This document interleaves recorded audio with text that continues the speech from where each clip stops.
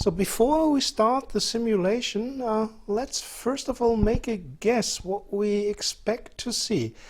Now our current source will first of all charge up our thermal mass 1, C1, representing the heater and the thermocouple.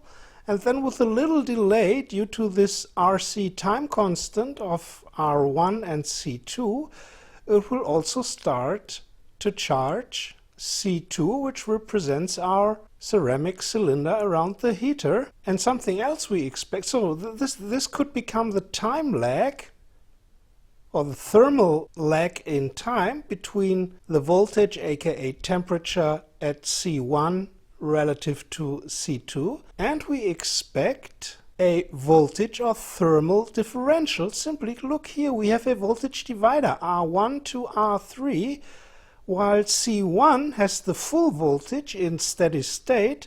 At this point, at the outside of the ceramic, the voltage will be somewhat smaller, aka the temperature will be less than here. Now let's try to verify this, and we take a voltage or temperature probe here at our heater and then here at the outside of our ceramic cylinder. And we see exactly that. Here we can see there's a constant thermal differential between the two points where we probe. And we see also the thermal lag, and even after steady state, well, here after 5 seconds the power is pulled back from 60 watts to 12 watt. That's where the drop here in the heater comes from, but you see the ceramic cylinder outside reacts completely different, and we still have even at steady state, which happens around here after 30 seconds, we have, let's take a look, between 284 down to 260, around 25 degrees temperature differential. And at the worst case here, when the heater is overshooting to 400 degrees Celsius, the ceramic cylinder only has reached 324. So here's nearly a 100 degrees temperature differential. And if now the control loop, when will it set in? If we have set, for example, a set temperature of, let's say, 250 degrees, then here the thermocouple and the heater, they reach the 250 degrees already. Here, after around 2 seconds, it will then switch off. But at this point, even the cylinder, not already the solder tip, which we have left out until now, is only at 160 degrees. So here we already can see most of the problems, although our thermal model is not yet complete.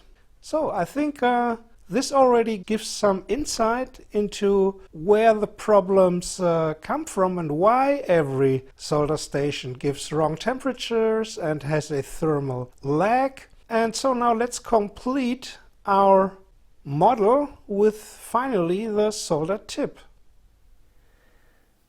Now finally we have to take into account that our ceramic cylinder now transfers heat into two directions. When we slide here the cover with the tip over it and screw it, then part of the heat escapes here from the outside of this cover, and part of the heat is transferred from here, especially from the tip of the cylinder, to the solder tip. So we have two different paths, again, where the heat escapes from the cylinder here over this cover to ambient, and then to the solder tip, and from the solder tip to ambient, with different thermal resistances, as you can see by simply that completely different surface area.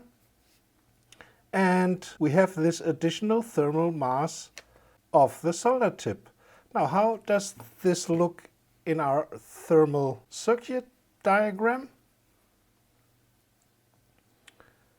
So now it becomes difficult to draw for me. We have our current source starting the whole thing. Then we have our ceramic cylinder.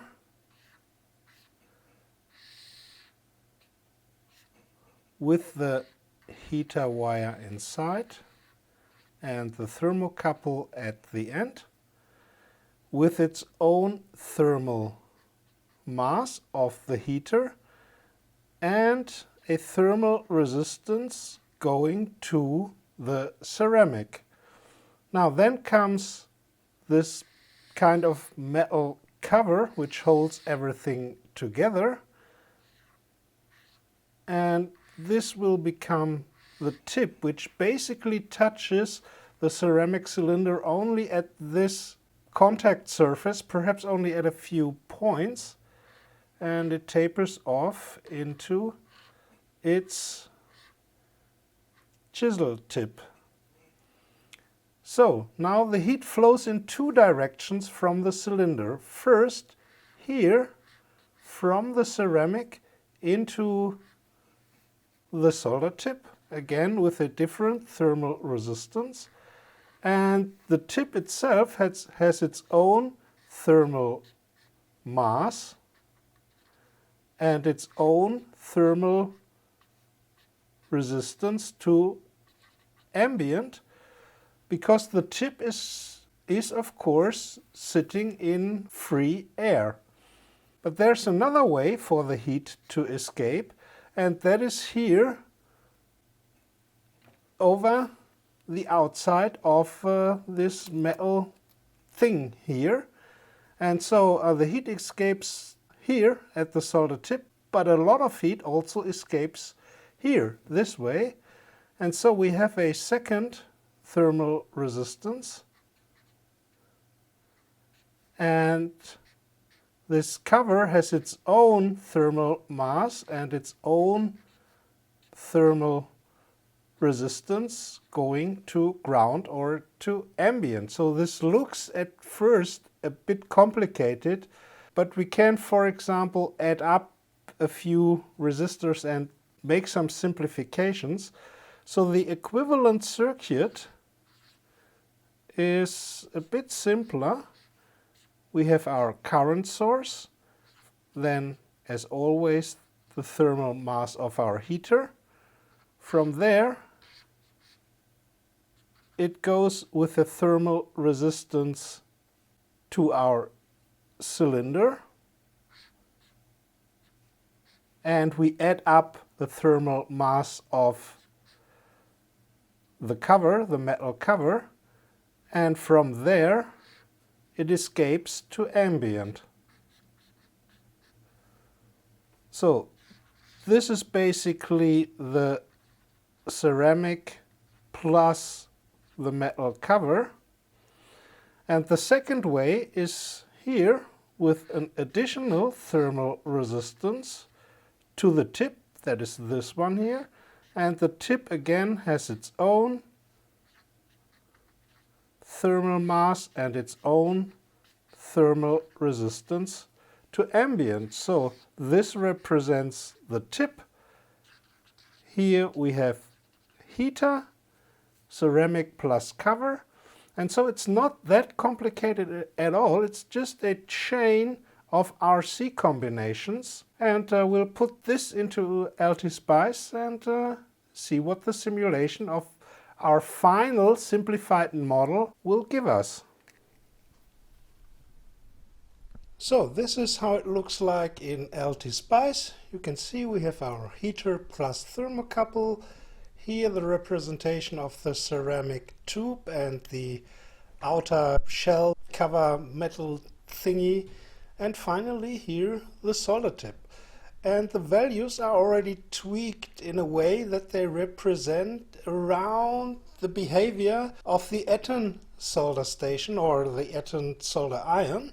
And the values I've chosen here for the power source kind of simulates a simplified control loop. We will see that for the first 6 seconds the heater will generate its full power of 60 watts. That is exactly the time when the thermocouple reaches the set value of 350 degrees Celsius. and then it will switch back to 10 watts, and 10 watts is exactly what is needed to give, after a very long time, a steady state tip temperature of 350 degrees Celsius.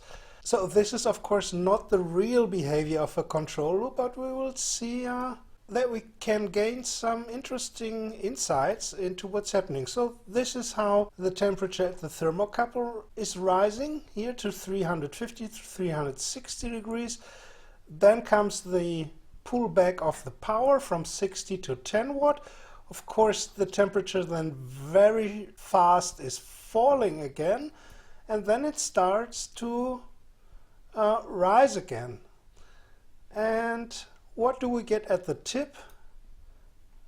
Let's enlarge this a little bit. You can see here at the point after around 6 seconds, when the 350 degrees are reached at the thermocouple, our tip is only at 115 degrees Celsius. And now the power would be first of all shut down, then the temperature quickly falls. It would switch on again, switch off again, switch on again, with ever larger time intervals. But here we simplify this because I don't know how to implement this control behavior in AltaSpice. We just say from the time that it first reaches its set temperature here, it pulls back to the necessary steady state power of 10 watts. And what we can see is, first of all, that the temperature differential between the tip and the thermocouple becomes extremely large in the beginning, especially during the full heating time.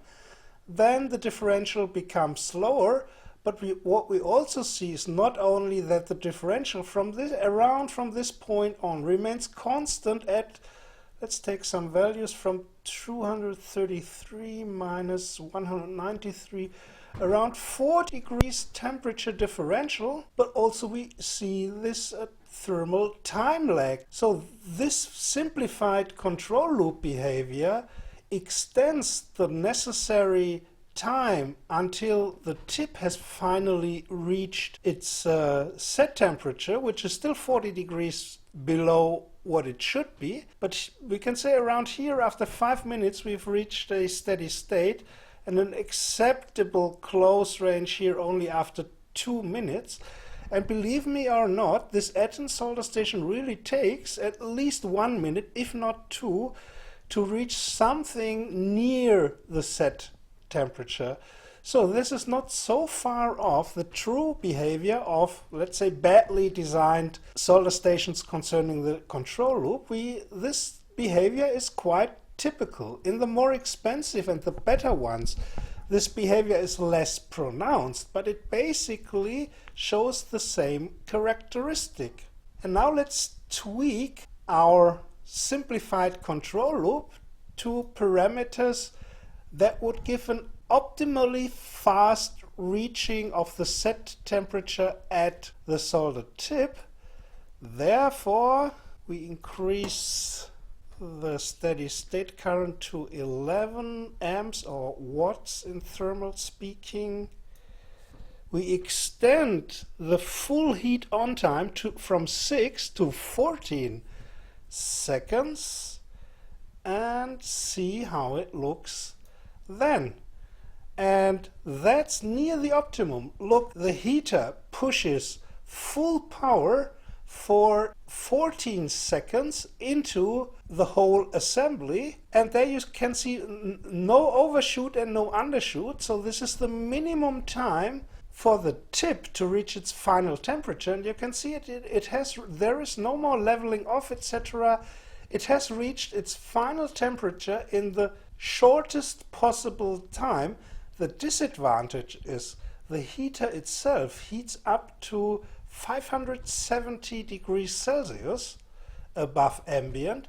So if you implement this behavior into the control loop, there is of course the danger that your heater is burning through.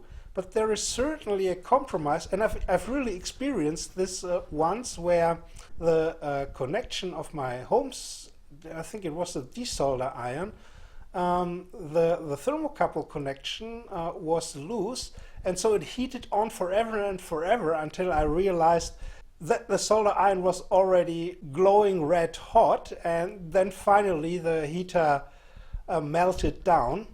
So this has to be a little bit a thing of trial and error. If you can really heat up the heater wire up to nearly 600 degrees Celsius. But anyway, if it can withstand that, then it is possible, first of all, to get away with, there is no more thermal lag here, and we still have to reach, or we still have to take into account the remaining temperature differential. Here we now have set the values in a way that really the tip temperature stabilizes at 350, or it's 350 something, 55. Of course, here we have still the 40 degrees offset between the measured temperature of the thermocouple at the heater and the true tip temperature. So let's make a final experiment and see if this temperature offset or differential is constant, or if it is itself a function of the temperature. So let's remember, at 350 degrees true temperature at the tip, we have a differential of 40 degrees Celsius, and now we'll tweak our value so that our tip temperature becomes 200 degrees Celsius. Alright, so I've tweaked the values a little bit. The pullback power after initial full heat up will be 6.5 watts, and it will only heat for 7 seconds with full power. And let's see what we get. Again, we're probing the temperature at the heater and at the thermocouple, and here at the tip. And we can see, first of all, the final temperature is approximately reached already after 12 or 30 seconds with sufficient accuracy. And now the temperature differential becomes, let's see, here we have 203 at the tip, 227, so it's now around 25 degrees Celsius. And that means that this is not a constant offset due to this thermal switching together of components, but in fact we get a different slope, because the temperature differential between thermocouple and tip is linearly proportional to the set temperature itself, and that is nothing else but a kind of different gain factor, or it's as if the thermocouple would have a different slope, a different factor of how many microvolts it generates per degree Celsius relative to ambient. So you have to take this into account, so that your control loop has to know this behavior just to get the right tip temperature, because that's in the end everything that is of interest, not the thermocouple temperature, it's the tip temperature. And you cannot compensate this behavior due to the thermal components by programming a constant offset, but you have to program a certain gain factor, and this gain factor should also be changeable depending on the kind of tip. If you have very large tips, for example, for soldering or desoldering ICs, these certainly have a different thermal mass, which would be C3, and they have a different thermal resistance to ambient. And so there has to be, in a perfect solder station, there has to be a provision to program a factor plus an offset value extra. And I've seen this in fact in the manuals of one of the expensive Hecco solder stations. So at least some manufacturers know about this characteristic due to the thermal behavior. So we could finally simulate all the strange characteristics in the behavior of the control loop and of the true temperature and of the too long heating time due to not optimizing the control loop, that in fact your heater has to kind of very much overshoot here for getting optimum fast reaching of the set tip temperature. Even here it has to overshoot to until the heater is at 370 degrees Celsius and then pull back the power, and that would give near the optimum the fastest possible heating time. Here it's just only 10 seconds, which would be for this add-in station really good. So there is one final thing. What is the basic culprit of the thermal lag and of the temperature differential between thermocouple or heater temperature and the tip temperature? And that is especially the thermal resistance, here R1 and R4, from the heater up to the tip. If we could minimize that, we would get a much better behavior. So that's an exercise you can play around with your own. If you lower these values, you will see the temperature differential becomes much smaller and the thermal lag becomes much smaller. But we will finally take a look at some real-world examples how solder tips have evolved to minimize these problems arising from too high thermal resistances from heater to tip. And there's a second thing. If you would minimize the thermal masses here, so if you would make everything smaller, then of course you also get a faster response. Simply because, think of it in electrical terms, if you make the capacitor in an RC combination, if you make the capacitor smaller, the time constant just becomes smaller. But you cannot do this forever. You want to, of course, want to have a minimum thermal mass here at the tip itself, because otherwise, if the tip would be thermally speaking very small with very low thermal mass, then it would cool down when touching the solder. It would cool down too much. It usually cools down even 50 degrees Celsius when touching the solder.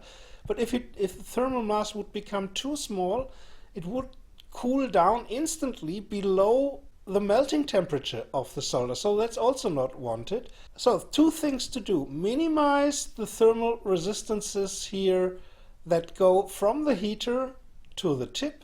And second, make the unnecessary thermal masses as small as possible, but leave the tip with a relatively large thermal mass. So let's see how solder tips evolved. The worst we saw are these things that loosely fit over the heater, and we've discussed all the disadvantages. These appeared somewhere in the 1990s, but take a look at my trustworthy Ursa solder iron. This is the second one for my station. The first one burned through after, I don't know, 10 years or something like that. But the technique is basically the same as more than 30 or 40 years ago. First you have a full, of course inside it there is also some ceramic, but the outside is fully metal and it has a copper core here where the main contact to the tip is. And so you have, and it fits very closely. You even can tweak that here by using tweezers to press this together. And so you have a very good thermal contact between the heater. There's even this little spring here. I still don't know if the tip of the spring is the thermocouple or if the thermocouple is in fact here in the integrated in the heater.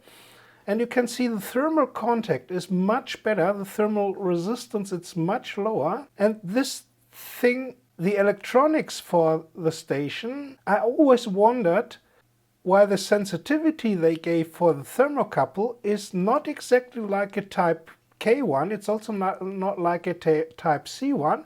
And that is why they took into account in the electronics, which is analog in my case, the temperature differential, the scale factor change of the sensitivity from the thermocouple to the tip.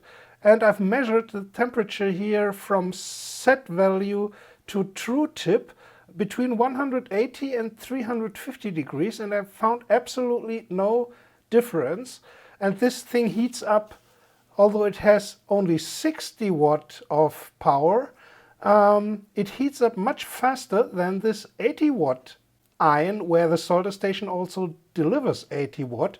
This thing here could withstand 80 watts heating power, but my station only gives 50 or 60 watt, but nevertheless it's faster due to the better thermal characteristics. And then the professional stations came out with these so-called direct heated tips, where the heater, the sensor and the tip build one unit. So this one here is one of the Pt.2 or T15 tips, and the lower side here on the back, this is non-functionally. I believe the heater and the sensor are all in the front few centimeters, and so you have the best possible contact, speaking thermally, between heater, sensor and tip.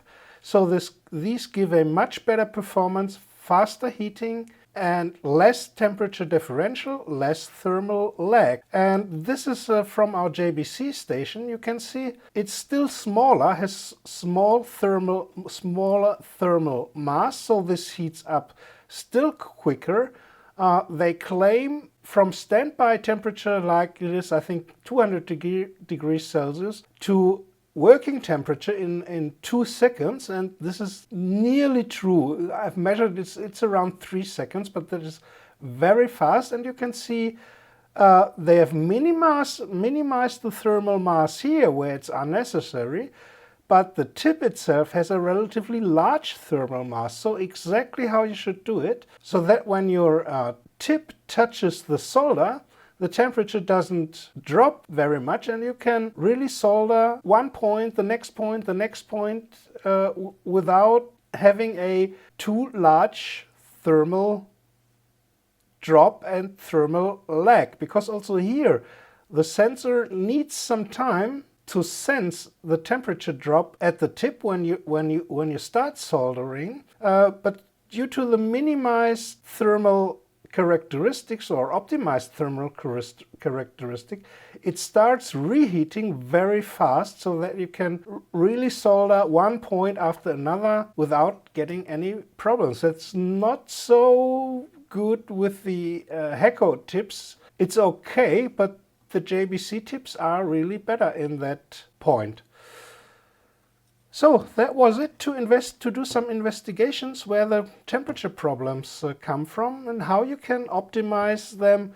First of all, by optimizing your tip layout thermally, and additionally to optimize your control loop to take in the characteristic of your tips into account. And I will try to do this with the Hecko clone station, to write an optimized firmware to give the fastest possible heating time, and see if one of them really melts down when it really becomes too hot. But I have a lot of these unusable tips with the conical tip, which are anyway of no worth.